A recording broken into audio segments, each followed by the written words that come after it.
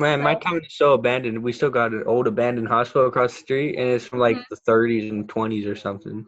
Time. Let's get started. So we're going to talk about statues today. So I hope Ooh, that sounds cool. Right? Okay, we're going to talk about some statues. So I made a statue. Did you say you are a statue? No, but I can do that too if you want. But I made a statue. Oh, you made a statue. That's very cool. So I wanted to show you one of my favorite statues. That's me. The one that's not made out of marble. I'm the person. The other one is... I feel bad for statues. People do so many terrible things to the poor things. I know. Like to have them pick their nose or stuff. So he's got a little flower in his lapel, and so I'm just climbed up to smell the little flower. But statues are fun, and they're a great, like, they can be cool to recreate people, and like, this is a statue of the playwright Oscar Wilde. And it can be a way to kind of get to know a person and get an idea of their dimensions. But statues can do all kinds of things. What are some of your favorite statues that you've seen or that you can? There's a statue in my town. There's a statue in your town? What of, Lucas? I don't know. I don't know if I should say this, but it's a Confederate soldier. Okay. He's in our town square. It's pretty neat. I like it. It can be a way to preserve history. I like going to all these towns I go to. Every time I go to a new town down here in the South, I like to go see the Confederate soldier monuments at each one. Cool. The one in what's it called, Mount Pleasant. The good dude is so young looking. Yeah, that's a So great point. I actually I last have semester this I did. really old copy of one of Degas' statues that I grew up with. I've had this on my desk or my dresser or just somewhere in my room ever since, as long as I can remember. My mom used to tell me about Degas and how he loved to paint ballerinas. Oh, that's so awesome, A-Train. Thank you for sharing that. I'll be back. And then I also have all kinds of dragon statues because that's just what I like. Hey, do you want to play Dungeons and Dragons? Dragons are cool. A-Train, thanks for sharing that. I love the Degas one too because that's such a great example of how he was a painter and then he lost his eyesight. It really deteriorated, and so in order to still create the things that he loved to do, he had to switch to a different medium, one that he could work with now that he was blind, and so he became a sculptor. And it's so detailed, like you can feel the texture of the skirt, and the proportions are just almost perfect. It's really cool. One of my favorite statues is when you go to Disneyland and you see Walt Disney in the middle. It looks really cool. Yeah.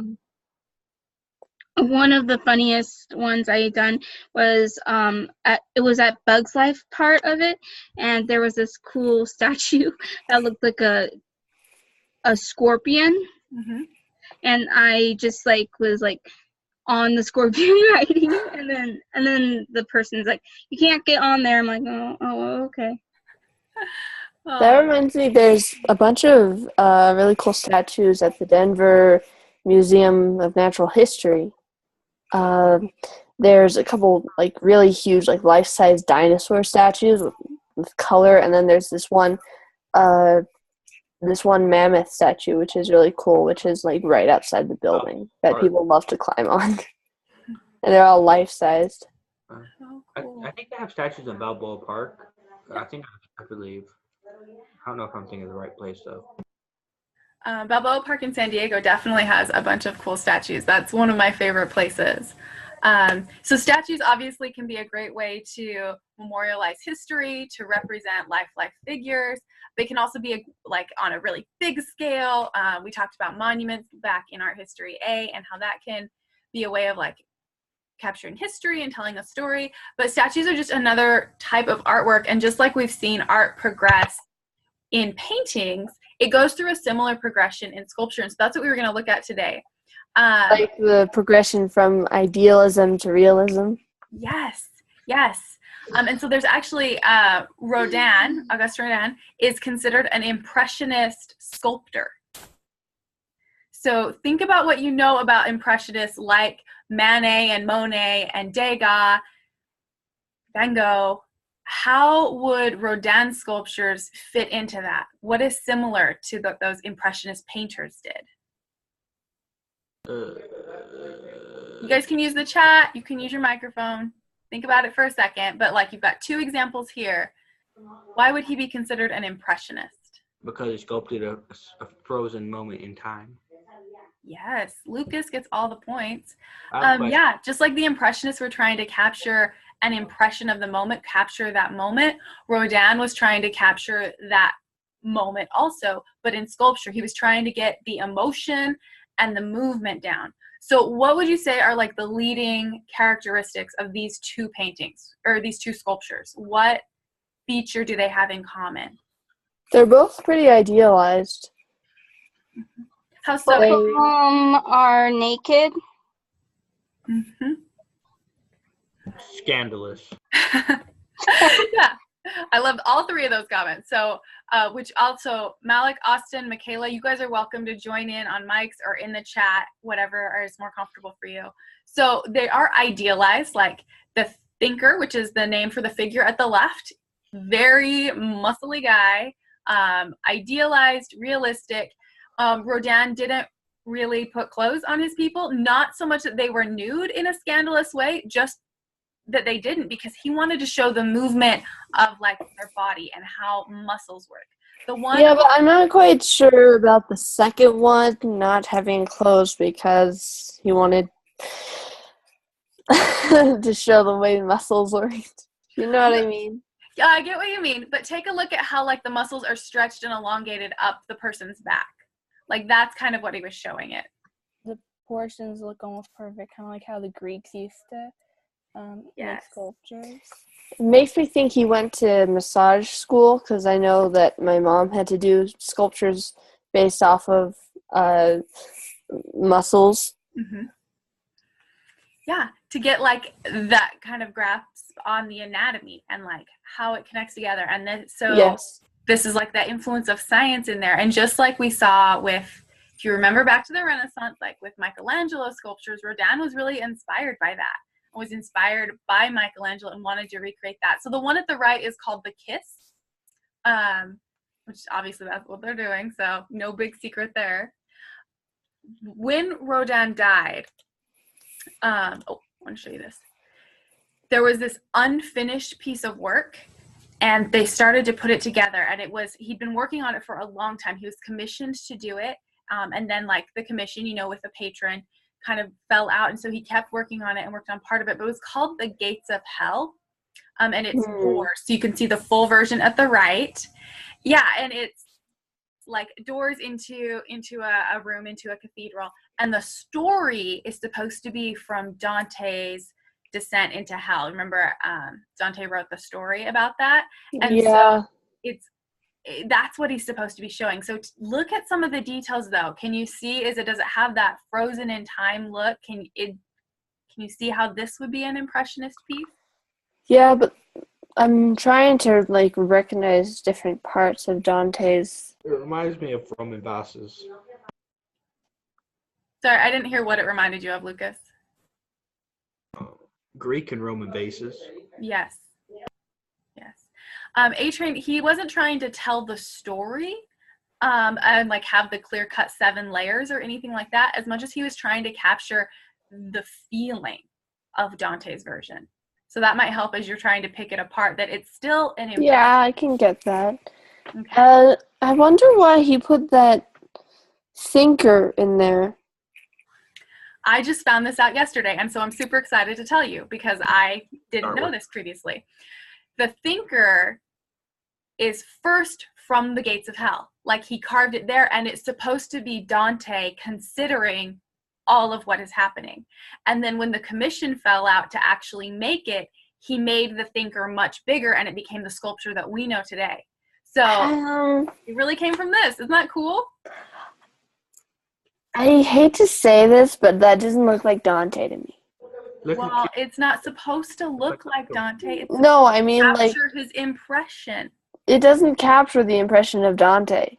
Like, Dante is not like some muscly, powerful man. Dante. On the outside. What about on the inside? You want to talk about the inside of Dante? He fainted half the time in that book.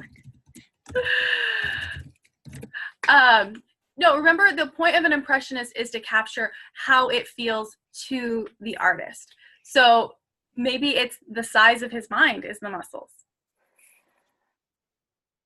It's not realism. So it's not supposed to be a portrait of Dante. Well, I know it's not realism, but it just doesn't really capture, who Dante is. It's an interpretation of him. Exactly right. Well, all right then. My interpretation is much different. There you go. That's fair. That's fair. I want to show you a quick little, it's like 30 seconds here, actually, to get kind of a look at what Rodin did.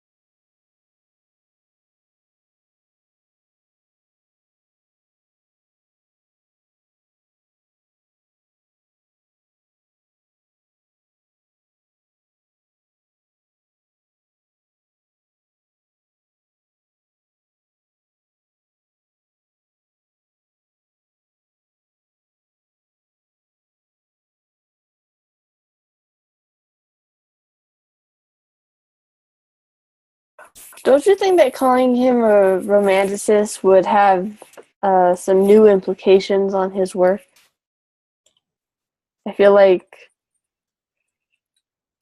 him being a romanticist and then all those nudes would add a little bit of an extra layer to it, if you know what I mean. He was asking about Bob Ross. Oh. Yeah. So why would the museum d'Orsay, which was putting on this exhibit, why would they call it Flesh and Marble? I wonder Because if sculpted happy little trees.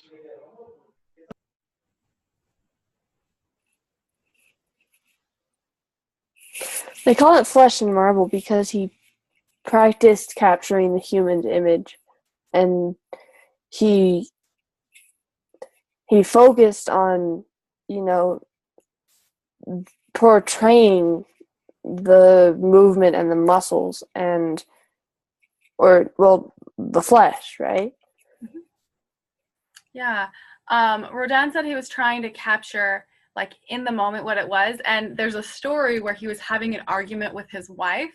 And as they're arguing, he takes a piece of clay and starts shaping it and working it and trying to capture her in that moment, because he was trying to capture not just the physical appearance of people, but the emotion or the thought that went with it. So he was trying to capture angry. And so he was trying to sculpt it as he was arguing with her, which I would imagine made her angrier. I know it would make me angrier. Yeah, let's just hope he didn't start the argument just on purpose. To sculpt her anger. Oh, let's hope not. Let's hope not.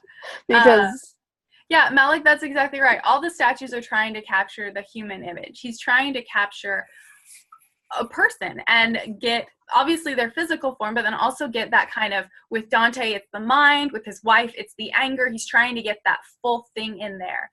So the question Rodin's trying to answer is, how do you freeze a moment? Does he do a good job at that? yes, he does. Train says yes. I think so. I think that's one of the defining features of Rodin, is that he's able to kind of capture that moment.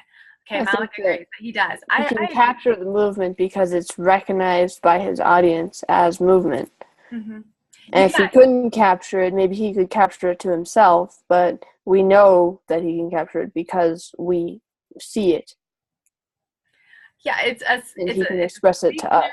Statue, but we can see that it's moving, but it's not. So he's able to convey that. The question of how, on the other hand, is not something that at least I'm not quite sure exactly how to answer.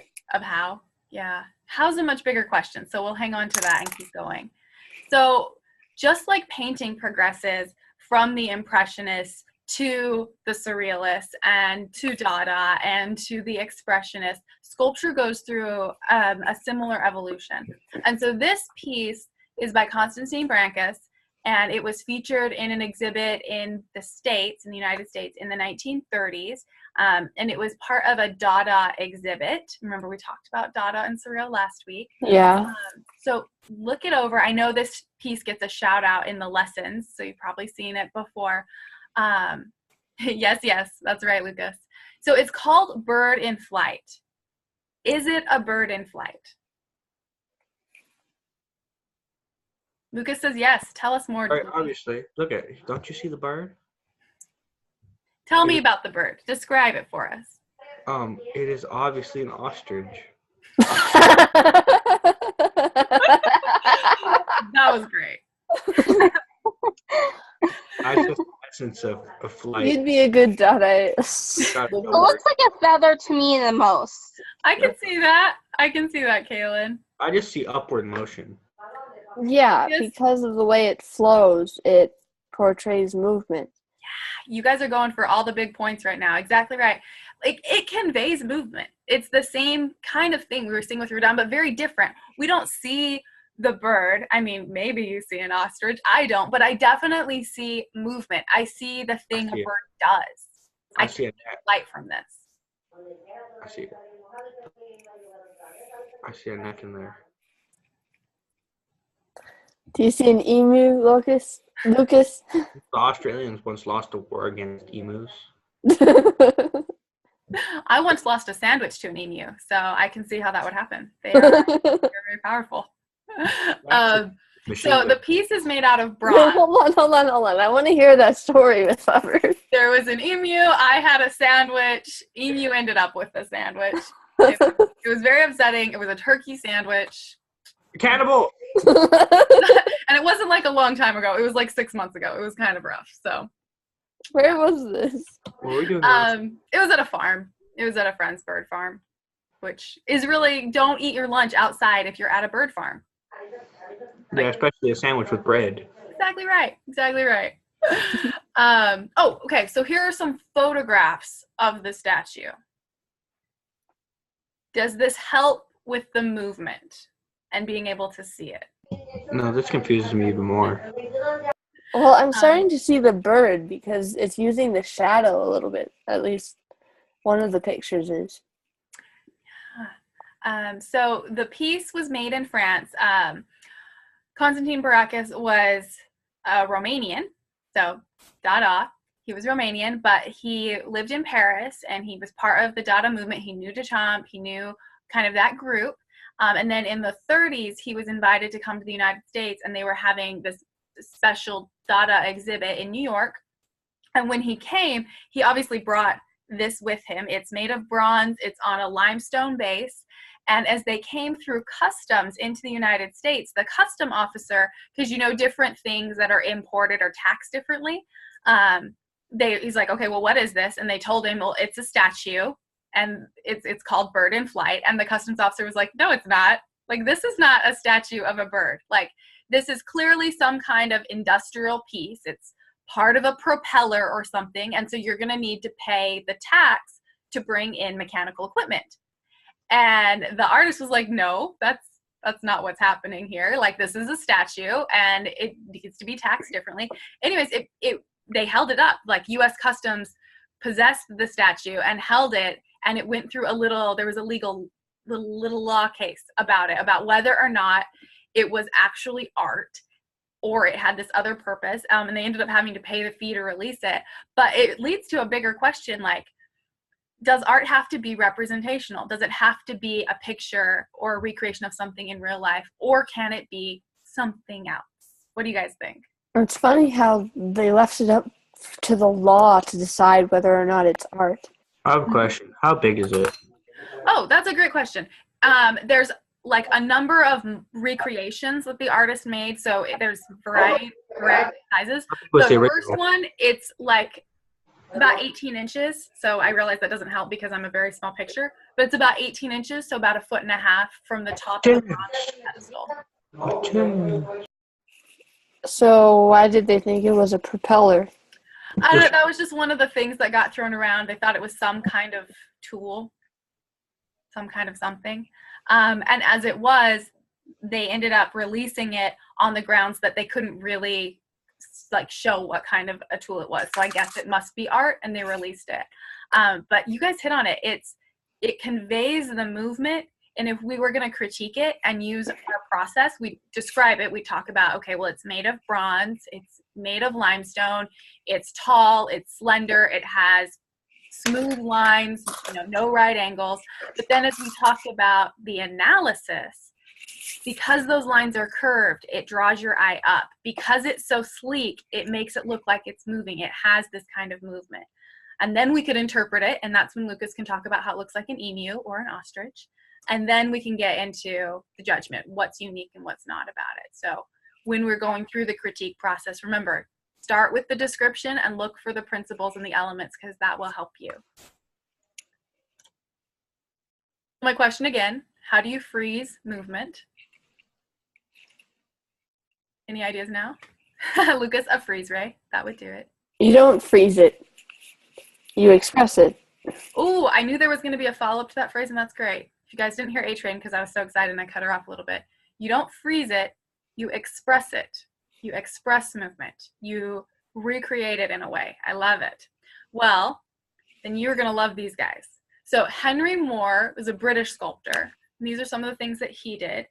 He's known for these amorphic phrases, statues. Remember, you can see they're not clearly defined. It's not something out of reality, but it could be. You like the one on the left? I like the one on the left too. That's one of my favorites. So I remember learning about him when I was actually in middle school, and we were talking about a number of different things, but we were talking about World War II. And during the Battle of Britain, also called the Blitz, the Germans were bombing London. And so to avoid the night and the day bombings, but then mostly night bombings, lots of citizens would go underground, basements, cellars, and then the subway. And Calder was like everyone else, and he would go to the bomb shelters at night, and he was really impressed with the images of people hiding out in these shelters and seeking comfort from each other, trying to make it comfortable. So that's, no, Lucas, I don't want to know. So that really kind of inspired Moore. And you can see on the right a sketch that he did of those shelter drawings is kind of what they became. But then Moore took those drawings and they became the inspiration for some of his sculptures. So that's why we're going to talk about it.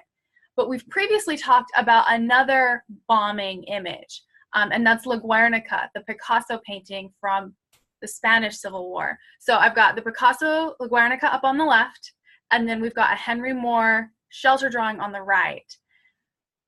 I want you guys to compare them. How do they differ? What does each artist emphasize? Because they're both pictures from their era of civilians in a bombing. So what's different? What's the same? Well,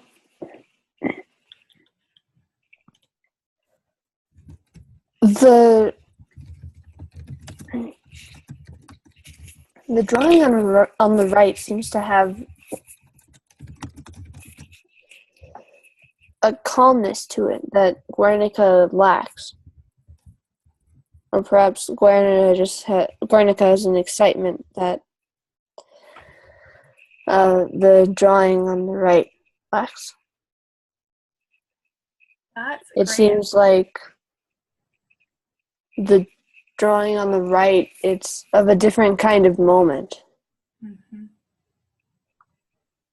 The drawing on the right is more dramatic, and it has more emotion to it because it makes you wonder what's going on during that moment. Yeah. Oh, well said, Michaela. And Malik, I love what you put in the chat. There's kind of more emotion to it, makes you wonder what's going on. There's kind of this questioning, which for people in the shelter, that's it. They don't know what's going on till they come up and find out what exactly was destroyed, what kind of destruction it is. La Guernica is an after. It's after the bombing. It was kind of a one-time thing, and it's of the destruction. So there's less unknown, and it's kind of dealing with what did happen. Yes, Malik, definitely. The one on the left, the Picasso, has more anger, and A-Train, that's kind of what you were saying. The one on the right is calmer. And if you think about the two war stories and what you know from world history at that time, the Spanish Civil War was very violent, was very, very much divisive of the nation. I mean, it's a civil war, but one side is being funded by the Nazis as an opportunity to kind of test out their war equipment. There's lots of civilian casualties, people who aren't really fighting back is what's happening over in Spain. But then over here in the Battle of Britain, we have Nazi advances across Europe, and then they're not able to blitzkrieg into London. And so it becomes the bombing, and there's Churchill and that resolute idea of like, never give up, never surrender, we're going to hold out, and kind of this like resoluteness to it. So there's different kind of stillness of, standing up to this threat. Mm-hmm. Yeah, A-Train, kind of waiting it out. So those are just some things to think about. I love your guys' observations there. So Moore takes these drawings that he does during the war and then turns them into sculptures. And that's where we see a lot of his sculptures. Many of them have similar names. So this is Reclining Figure. Can you see the connection to his shelter drawings in these? Yes. Yeah, kind of. Kind of. Yeah, definitely. You can see the kind of position of leaning against a wall and this kind of idea of getting comfortable because you're going to be staying there for a long time. Mm-hmm. Yeah, exactly, A-Train. Kind of just settling in, waiting it out. Exactly. And the way it curves kind of portrays this downward movement, which kind of has this, it kind of puts this connotation of like fortification for what's to come, if you know what I mean. Mm-hmm. Yeah, kind of preparing and accepting to withstand whatever's about to happen. Definitely. So what do you guys think of this Moore quote? Because he really did stick to human figures. Even as he gets more abstract, that's still the base of it. In the human figure, one can express more completely one's feelings about the world than in any other way. That's because human people are practiced in reading the signals and feelings of other humans. Oh, great point. So we're already well versed in like reading body language and reading facial expressions, so that is an easy canvas to talk on. I like it. A universal means of communication. Mm-hmm. Yeah, we pretty much all recognize what a smile means, so that's a good place to start. I like it. A contemporary around the same time is Alexander Calder, and he takes this idea of statue and movement and really just runs with it, and he creates two different kinds of works, one called a mobile and the other a stable or stable. So he creates these are both examples. The one on the left, if you can tell, it hangs from the ceiling, and so each of the arms is independent, and if you walk in the room, there's air current, there's wind, it moves. The one on the right is fixed in place and is on the ground.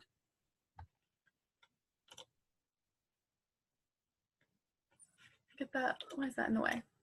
Just realized my little thing is covering my questions. There we go. So this is something else that Calder would do, and he started these sculptures with wires. What do you see in that? Does it remind you of anything?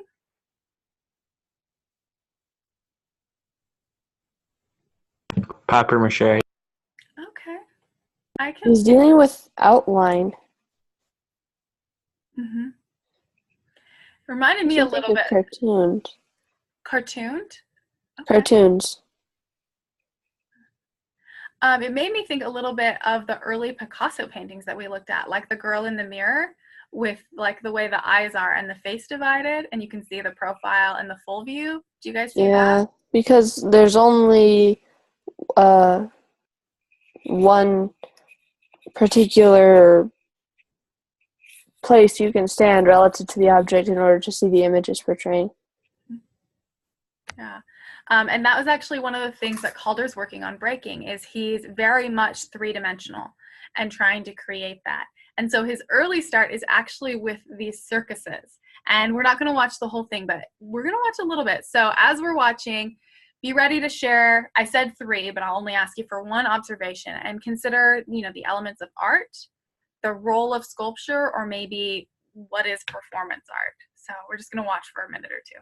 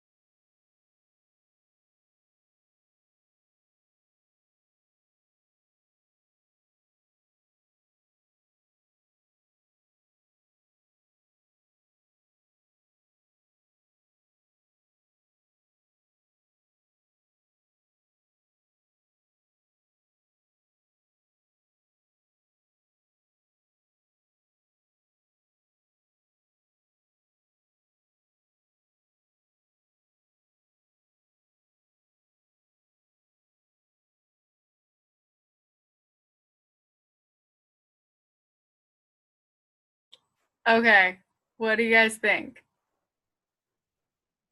I thought the walking dog was really cool. It's just And a jumping. likes to play with toys. Lucas says it's an exhibit of toys. A-Train talking about some of the movement pieces like the walking dog. The walking dog and the jumping rider. Now these are real mobiles. Yeah, Lucas, that was one thing that we wanted to get is like, this is kind of where Calder starts. Like he starts doing these when he's really young, like in his 20s, and then moves on to other sculptures. But so the idea that you can have stationary pieces and then still have them be movable and tell a story with that. It's kind of fun. It's kind of silly. It was kind of a big deal though for him. And then he transitions from this into these.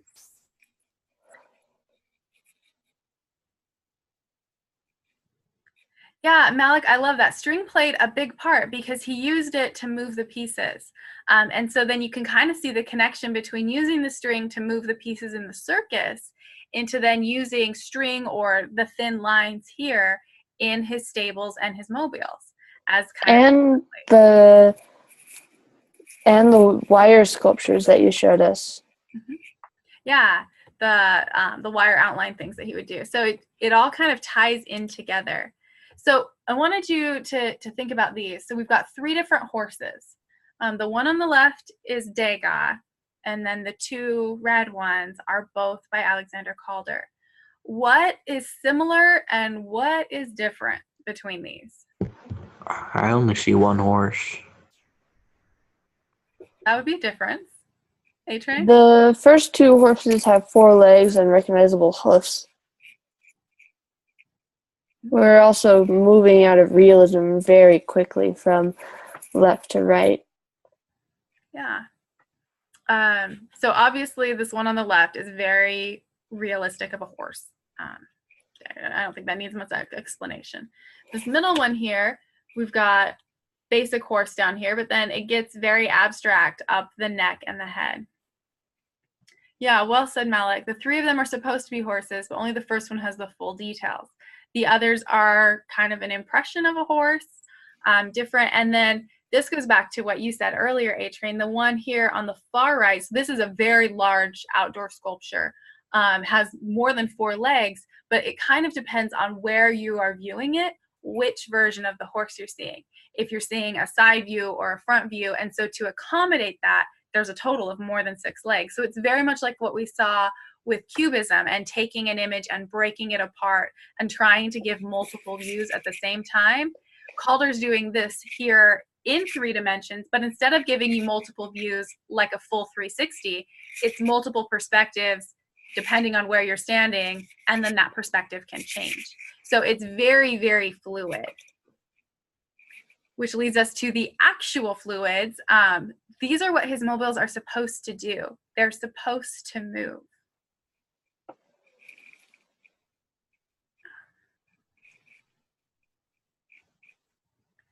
Did any of you ever have a mobile when you were little, like hanging from the ceiling?